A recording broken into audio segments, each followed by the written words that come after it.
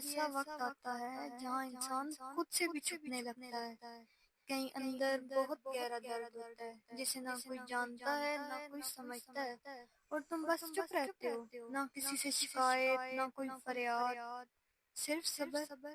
تمہاری راتیں جاگتے گزرتی ہیں اور دن ایسے جیسے دل پہ بوجھ ہو.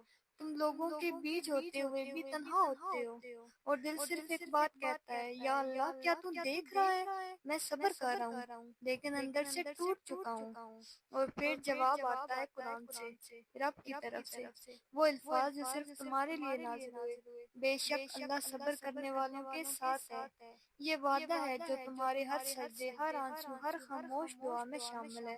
تو یاد رکھو، تم نے جس چیز پر خاموشی سے صبر کیا وہ اللہ کے علم میں ہے. تم نے جس تعلق کو اپنی عزت بچانے کے لیے چھوڑا، اللہ نے وہ قربانی دیکھی ہے.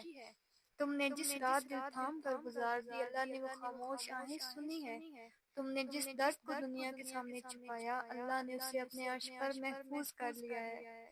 وہ رب خاموش ہے، غافل نہیں. تم جو بھی قربانی دیتے ہو اور جو بھی دکھ سہتے ہو، اللہ اسے ضائع نہیں کرتا. بس تمہارا صبر، تمہارا ضبط، تمہاری خاموشی، وہ سب بدلہ بن کر لوٹنے والے ہیں. اور رب جب دیتا ہے نا، تو صرف نہیں ملنے والی چیزیں ہی نہیں دیتا، بلکہ وہ ٹوٹا دل، بکھرا یقین اور خاموش زخمی روح بھی جوڑ دیتا ہے. تو اگر آج تم خاموش ہو، ٹوٹے ہو، مگر صبر کر رہے ہو، تو سن لو، اللہ نے تمہیں دیکھ لیا ہے. تمہاری ہر رات لکھی گئی ہے، اور وہ وقت بہت قریب ہے جب تمہارا رب کہے گا، اب میں تجھے وہ دوں گا جو تمہاری دعاؤں میں بھی نہیں تھا. جزاک اللہ خیرا کثیرا.